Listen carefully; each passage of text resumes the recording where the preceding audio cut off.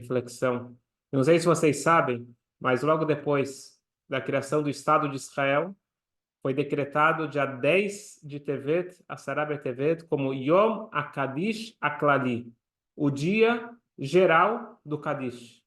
Todas aquelas pessoas que infelizmente pereceram no Holocausto, em vários outros momentos onde nós não sabemos a data exata do falecimento deles.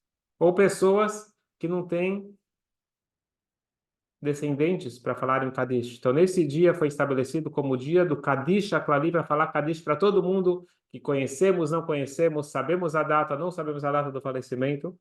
E por que justamente a Sara B'Tevet? Dia 10 de Tevet é um dos dias de jejum do nosso calendário. E aparentemente é um jejum muito importante. É um jejum com um peso muito grande. Mas antes de entender o jejum, eu queria voltar um pouquinho na história. Nós estamos agora, todos nós, tentando entender quando que o povo judeu chegou em Israel, saiu de Israel, quais são os governos, os reinados, os poderes, como que funciona exatamente esse território que é tão disputado até os dias de hoje. E quando a gente fala de Israel, vamos falar especificamente de Jerusalém. Jerusalém ainda, a briga é muito maior, sempre foi e continua sendo, e se Deus quiser, em breve vai deixar de ser com a vinda de Mashiach. Mas voltando aqui para a época do primeiro templo. O primeiro templo, nós tivemos dois templos em Jerusalém. O primeiro templo foi construído pelo rei Salomão. Na época do rei Salomão foi uma época maravilhosa. A era de ouro, onde que todos respeitavam o rei Salomão. Todos queriam fazer pactos de paz, queriam estar de bem com Salomão. Ele recebeu a maior brachá de todas, e nosso povo naquela época está escrito Ishtakat Gafno, Ishtakat Enató, cada um tinha a sua tranquilidade, tinha um momento melhor possível. Bora catando lei do melhor falando por aí. Só que aí vem o exílio das 10 tribos. Provavelmente já ouviram falar sobre as 10 tribos perdidas.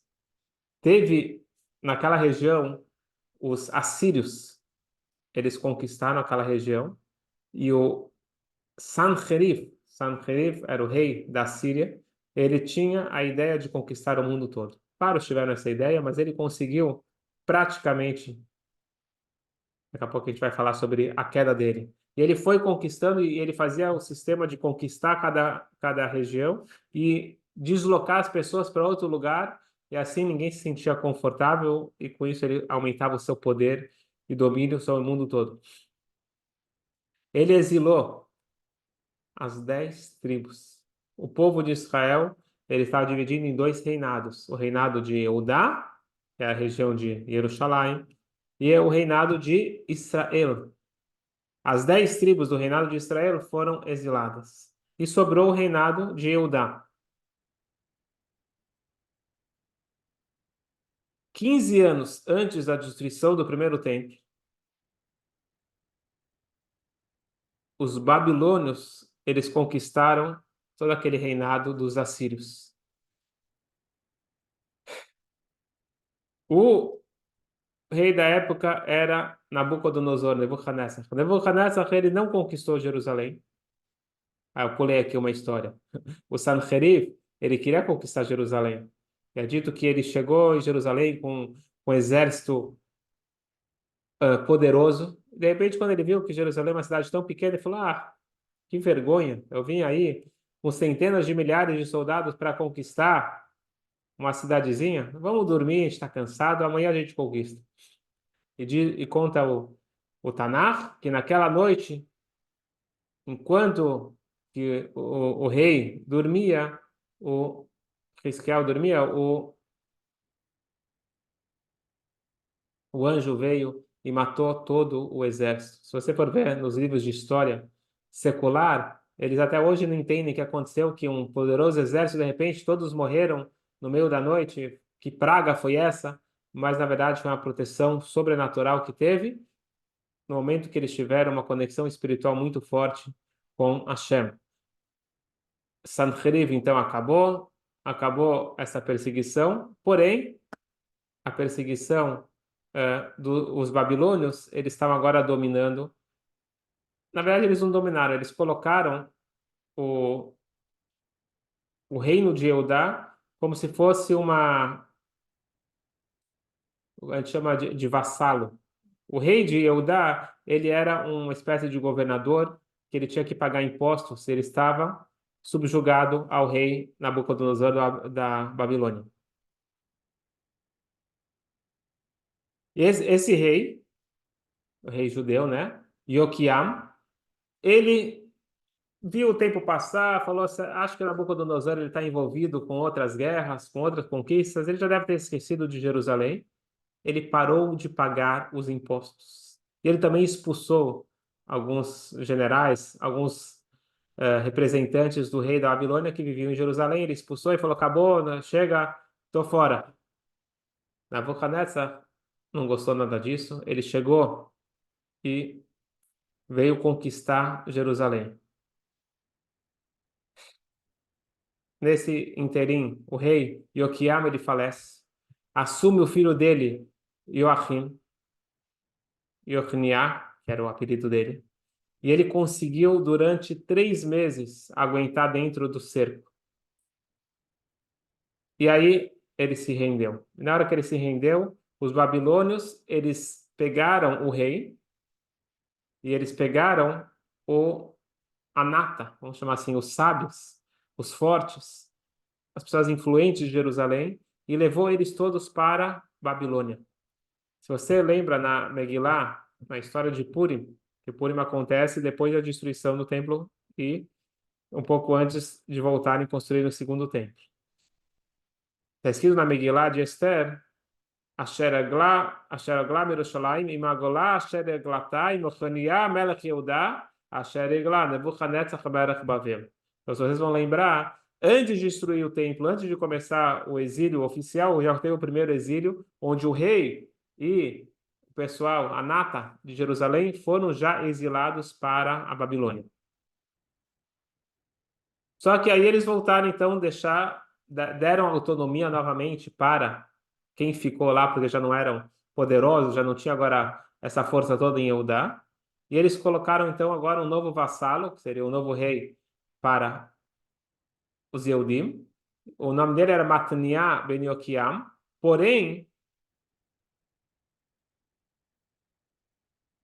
quer dizer, era o irmão do Joachim que foi exilado. O irmão ficou lá, só que os babilônios resolveram chamar ele de Tzidkiyahu para mostrar que nós mandamos em você, você tem que estar respeitando aqui as ordens. E aí, como sempre, infelizmente, começou uma briga interna. A gente sempre cai quando tem esses desentendimentos internos. Começou uma briga interna. Será que a gente deve ou não respeitar os babilônios, ou a gente deve ter autonomia? E aí começou também outros países do Oriente Médio, o Egito, por exemplo, e outros falaram, não, vamos se juntar e nós vamos rebelar contra os babilônios. E aí apareceu um profeta falso, Hanania Ben Azor, falou, não, vocês têm que se juntar, vai dar certo, a gente vai ganhar.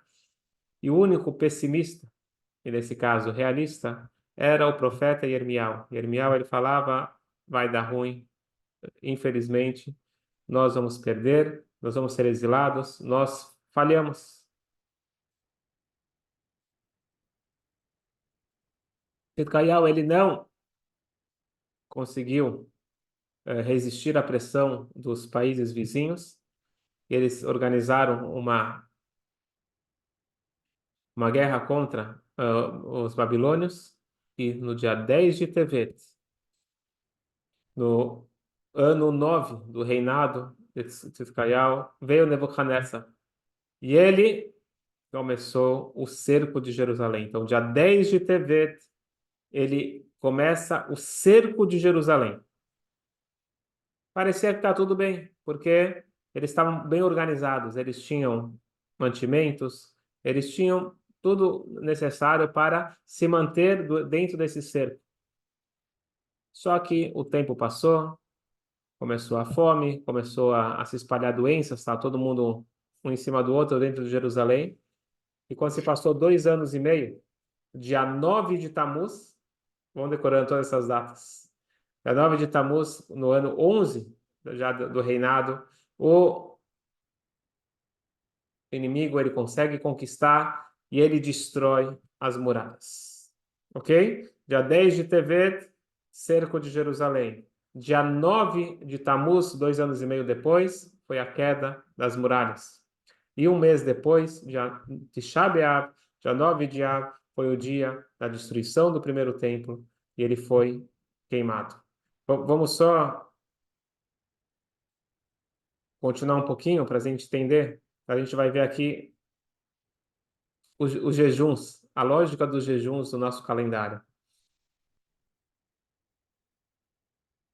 Os babilônios, eles exilam todo o povo, uma história bastante trágica, a destruição do primeiro templo, não vamos entrar nisso agora. O rei, ele foge com alguns familiares, mas ele foi pego, todos foram mortos e o rei furaram os olhos deles e ele acabou falecendo. Depois dessa destruição e que foi exilado a maioria das pessoas, os babilônios deixaram alguns judeus dentro da cidade. E eles colocaram lá até um governador, um representante, Gedalia. Só que, infelizmente, novamente, briga interna, o Gedalia acabou sendo assassinado. E com isso, acabou a história dos Eudim lá em Jerusalém, e só 50 anos depois que começa a volta para depois construir o segundo templo. Por que eu estou contando essa história? Porque esse é mais um jejum. Todo mundo lembra o jejum, que é um dia depois de Rosh Hashanah. Som Gedalia. É o dia do assassinato de Gedalia, porque era a última resistência, a última chance de continuar o judaísmo lá. Na hora que ele foi assassinado, aquilo tudo acabou. Então vamos lá. 10 de Tevet é um jejum que nós vamos ter essa sexta-feira. 10 de Tevet é o dia que foi cercada a cidade de Jerusalém pela primeira vez. Dia 9 de Tammuz foi destruídas as muralhas. Dia 9 de Av foi a destruição do primeiro templo. Então, por enquanto, aqui a gente tem dois jejuns. Dia 10 de Tevet é o cerco de Jerusalém. Dia 9 de Av, que é a destruição do primeiro templo. Depois temos o cerco do segundo, pela segunda vez, quando teve a destruição do segundo templo. Essa data não é jejum.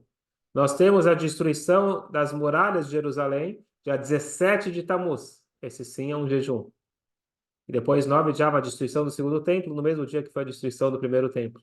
E nós temos o jejum de Tzom Gedalia, que é o dia lá no primeiro templo que foi morto aquele general Gedalia, que era a última resistência do primeiro templo. Ok? Nós temos, além disso, o jejum de Esther, que também veio com a história de Purim, que a história de Purim tem a ver com a perseguição que nós tivemos por Amã, que foi decorrente da destruição do primeiro templo. Nós estávamos sobre o regime de Ahasverosh, e com isso nós tivemos aquela perseguição, o plano da solução final, e teve então o jejum de Esther. Esses são os jejuns que estão todos relacionados com a destruição do primeiro templo. E Yom Kippur é outra coisa. Yom Kippur é um dia de perdão, isso tem a ver com o perdão do bezerro de ouro, ok? Agora, todos os outros jejuns, o Yom Kippur é um jejum da Torá, está escrito na Torá. Os outros jejuns são jejuns instituídos pelos nossos sábios, e todos eles têm a ver com a destruição dos templos. E o primeiro de todos é o jejum de Assará Betevet, quando foi cercada, e desde que Jerusalém foi cercado, todo o resto é decorrência disso, e nunca a história judaica foi a mesma. No momento que a cidade foi cercada, depois o templo foi destruído, o judaísmo nunca voltou a ser o mesmo. Se Deus quiser, vai ser muito melhor com a vinda de Mashiach. Mas dia 10 de Tevet, vamos lembrar, o, o profeta Yehezkel, ele já tinha sido exilado para a Babilônia, quando a cidade foi cercada. Eu falei que foi antes. Quando o, o profeta Irmial, que eu falei, em Jerusalém ainda, e falando que a cidade ia ser destruída. O profeta Ezequiel estava em Babel, e naquela época, era um pouquinho antes do WhatsApp ser criado e não tinha comunicação, não dava para saber o que estava acontecendo lá. E nesse dia, dia 10 de TV, onde que ele está na Babilônia, lá longe, o profeta Ezequiel, Deus aparece para ele e passa para ele uma mensagem, uma profecia. Assim está escrito em Ezequiel 24. Hashem falou para mim, já estou traduzindo, no ano 9, no mês 10, no dia 10 do mês, que é a Sará Betevet, dia 10 de Tevet. Homem, escreve hoje, no dia de hoje, Etzemayom, na essência do dia de hoje, o rei da Babilônia, ele cercou Jerusalém. E aí ele traz uma parábola para o rei Ezequiel entender a gravidade. Falou, a parábola é a seguinte: imagine uma, essa foi a visão que ele teve da profecia, uma panela no fogo, e você joga dentro da panela pedaços de carne. No primeiro instante você olha a carne continua igual, a carne não se desfaz, a carne ela está dura, ela está congelada, ela entrou dentro da panela e nada acontece. Mas espere um pouquinho, que daqui a pouco vai começar a ferver a água, vai começar a cozinhar a carne e a carne vai se desfazer. E este era o exemplo, a parábola que o Hashem está falando para o profeta Ezequiel, para que todo mundo soubesse que ele era um profeta verdadeiro. Agora parece que está tudo bem. Jerusalém foi cercado, está todo mundo tranquilo lá dentro de Jerusalém, porque eles sabem que eles têm comida, eles têm armamentos, está tudo bem. Só que o tempo fará o que ele fez com a carne. A carne se desfez e o povo também foi morto, foi exilado com o passar do tempo. Aqui vem uma bomba atômica. O Beit Yosef é o autor do Shulchan Aruch, do Código de Leis, ele traz algo que deixa todo mundo de cabelo em pé, do Rav David Avudraham. Rav David Avudraham, ele foi um grande sábio que viveu na Espanha há 700 anos, um pouco antes do Beit Yosef. Ele traz o seguinte, vou ler para vocês. O Rav David Avudraham, ele escreve nas leis de Tanit, de jejum, que se 10 de Tevet cair no Shabat, não se empurra para outro dia. Nós sabemos que todo jejum, novamente, Yom Kippur é a parte, mas todo jejum, desses 5 jejuns ligados com Beit HaMikdash, se esse jejum ele cair em Shabat, não se jejua no Shabat. Tisha B'Av, que é o dia que a gente faz no jejum no mesmo horário que Yom Kippur, 25 horas de jejum. Tisha B'Av, se ele cair no Shabat, a gente vai jejuar no domingo.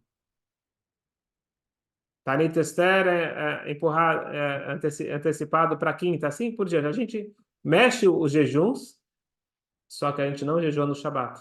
Agora, se cair, se não cai, porque a gente organiza o calendário de forma que não caia. Mas se o jejum caísse no Shabat, ele ia jejuar no próprio Shabat. Isso aqui mostra uma severidade muito grande, porque a gente sabe que o Shabat é um dia de alegria, é um dia de prazer, é um dia que a gente não jejua. Só Yom Kippur, porque Yom Kippur é chamado Shabbat Shabbaton, ele é mais importante do que o Shabat. Agora, jejum dos nossos sábios empurrar o Shabat, como que é possível isso? Assim falava Abraham, se caísse no Shabat, ele vai empurrar o Shabat. E às vezes, como acontece esse ano, se ele cai na sexta-feira, o jejum vai entrar no Shabat.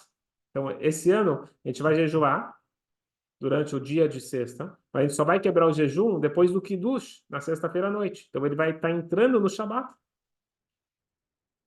E a grande pergunta é, como que pode ser que a preparação se tornou mais grave do que o ato? A destruição do templo é o que a gente chora em Tisha B'Av.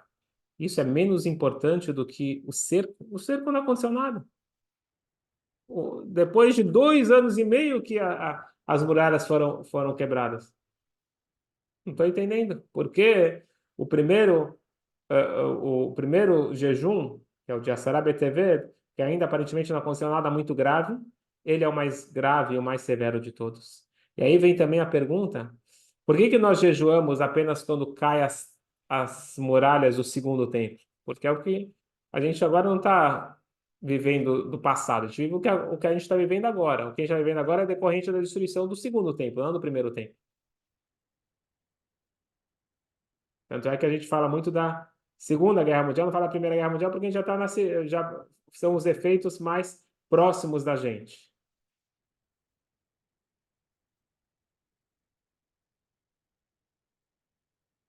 Dia 9 de Tammuz foi quando caíram as muralhas do primeiro templo. Dia 17 de Tammuz, do segundo templo. Então, o jejum não é 9 de Tammuz, é 17 de Tammuz. Agora, o cerco, a gente não faz o cerco do segundo templo, a gente faz o cerco do primeiro templo. Dia 10 de Tevet. Tá claro? Por quê? E a resposta é muito simples. O início é o início de todas as calamidades. As coisas só acontecem aqui quando elas têm um sinal verde de Hashem. Quando Deus permite, quando teve o veredito que Jerusalém vai ser destruído, pode ser destruído, aí é o início do problema. O resto tudo é decorrência. A questão aqui, depois que Deus permitiu Jerusalém ser destruído, a pergunta não era se seria destruído, a pergunta é quando seria destruído. Então, no momento que Hashem permitiu ter o cerco de Jerusalém, o resto tudo é decorrente da história. E aqui eu vou explicar também por que escolheram, então, esse dia como o dia do Kadish Aklali, o dia do jejum, por todos aqueles que o dia do Kadish, por todos aqueles que nós não sabemos quando eles faleceram. O Holocausto, a Inquisição, 7 de outubro de 2023, e tudo que nós passamos as cruzadas, tudo que o povo judeu passa ao longo desse longo e amargo exílio, é decorrente de 10 de Tevet. 10 de Tevet é o cerco de Jerusalém e todo o resto é decorrência desse cerco. Então é um dia muito forte. É o dia que empurra, inclusive, o Shabat, se ele cair no Shabat. É o dia que se cai na sexta-feira, nós jejuamos entrando no Shabat. É o dia que a gente faz Kadish por todos aqueles que pereceram ao longo da história. E eu acho também importante agora, nesse momento que nós estamos vivendo, usar esse dia, porque o dia do jejum não é um dia de tristeza, é um dia de reflexão. É um dia de ver que as destruições ocorreram, perdas enormes aconteceram, como nós podemos recuperar, como nós podemos reaver a nossa união, a nossa força, a nossa espiritualidade, a nossa conexão, a nossa proteção. Isso tudo depende de uma introspecção positiva que nos leve para uma ação. O que eu posso fazer de melhor? O que eu posso corrigir? Todo objetivo do jejum não é passar fome, é refletir. Quando o nosso corpo está um pouco mais fraco, a nossa alma pode brilhar um pouco mais, nós podemos levar um pouco a vida mais a sério, parar, pensar. O luto do jejum é igual o luto quando Deus nos livre, alguém perde um ente querido. É o momento de parar e repensar a vida. Então, acredito que esse dia desse ano, a Sarah Betevet, é um momento propício para todos nós, no âmbito coletivo, fazermos a nossa reflexão. E se Deus quiser, sair mais forte disso. E se eu puder dar aqui uma dica da reflexão, a parte política, militar, vamos deixar para quem está cuidando. Estão cuidando bem ou não estão cuidando bem, não vai fazer diferença no momento, porque nós não podemos fazer nada para interferir nisso. A gente pode rezar para Hashem que os dirigentes tomem as decisões corretas em prol de todos nós. Porém, diz a Kabbalah que o mundo ele é influenciado pelo microcosmo, por cada um de nós. Cada um de nós tem um terrorista interno. E nós temos que aprender não fazer acordo de paz. Não tem conversa com terrorista. Como escutamos várias vezes nos últimos meses, Israel não negocia com terrorista. Não tem negociação com terrorista. Não posso negociar também com o meu terrorista interno. O meu terrorista interno, ele é chamado de Yetzer Hara, o mau instinto. E ele é muito esperto. Ele primeiro cerca a cidade, a minha cidade. Cada um de nós tem uma cidade. E tem um rei. O rei é a minha mente. Mente controla o coração e eu tomo as decisões corretas se eu estou focado. Agora, se eu escuto o terrorista, que ele vem de amigo e ele fala que ele quer viver em paz, eu estou perdido. Então, o que é o mais grave é o cerco. O mais grave é quando ele chega, quando ele aparece. Primeira coisa que eu tenho que fazer, sai fora da minha vida. Eu não quero conversar com você. Ah, falando, mano, mas é só um detalhezinho, deixa aqui viver com você. Não, não. Vou dar um exemplo simples. Nossos sábios, eles falam muito sobre isso. Nossos sábios falam das cercas que nós temos que fazer para proteger a nossa vida. Vou dar um exemplo. Que as pessoas acham que é um exagero, só que se comprovou, cada vez mais nós vemos a sabedoria dos nossos sábios. Existe uma lei chamada Ihud. Ihud é a proibição de um homem e uma mulher que não são casados, que não são parentes, ficarem a sós no mesmo ambiente. Ah, você é fanático, está inventando. Não fiz nada, estou só conversando. Nós sabemos o perigo e aonde que as coisas acabam. É proibido um homem ficar com a mulher que não é sua esposa. Estão só conversando. Tudo bem, não fiquem a sós. Tem uma outra pessoa, deixa a porta aberta. Tem várias regras que nossos sábios. Exemplo, quando a mulher vai sozinha no médico, ou que tem outra pessoa, ou que vai junto com o marido, ou que deixa a porta aberta. Agora, o médico sozinho com a paciente, trancar a porta. Isso é proibido por Ihud e nós sabemos o que acontece, infelizmente, em vários casos. Portanto, a primeira coisa que nós temos que fazer é proteger a cidade, é deixar bem cercada e não deixar o terrorista penetrar. Porque na hora que nós deixamos ele entrar, e o primeiro lugar que ele entra, e o mais perigoso, é na nossa cabeça, é nos nossos olhos. E hoje em dia, com as mídias sociais, é importantíssimo eu ter filtro. É importantíssimo eu me cuidar. Ah, mas eu sei me cuidar sozinho. Não é bem assim. Então, eu falei antes que um homem não pode ficar só com uma mulher, que não é sua esposa, que não é parente. Assim também, ele não pode ficar sós na internet. Então, escutei de pessoas que falam que deixa, enquanto você está navegando, tem que ficar disponível, que sua esposa ou alguém, outra pessoa pode ver o que você está fazendo ou ver os lugares que você buscou. Ah, isso daqui você está querendo demais. Infelizmente, a gente sabe que isso não é demais. Isso daqui são os pequenos detalhes que quando eu deixo penetrar na minha vida, na minha cabeça, como dizem nossos sábios no Pirkei Avot, que primeiro você vê, e depois você deseja, e depois o resto é decorrência. Então, o dia 10 de TV, ele nos lembra do perigo de deixar chegar perto. Quando ele cerca a cidade, o próximo passo é destruir as muralhas e depois destruir o nosso templo, destruir a nossa essência, a nossa integridade.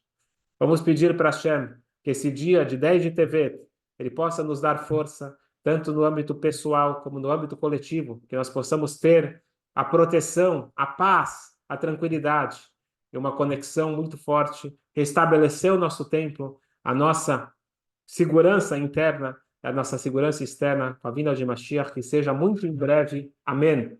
Se Deus quiser, nós vamos merecer a vinda de Mashiach e não vamos jejuar, mas se infelizmente Mashiach nos chegar, essa sexta-feira é um dia de jejum, um dia de reflexão, um dia que nós vamos aproveitar para pensar em tudo que nós podemos melhorar, em todos os sentidos, que nós possamos ter somente boas notícias muito em breve. Amém. Bom jejum, Shabbat Shalom e boas notícias.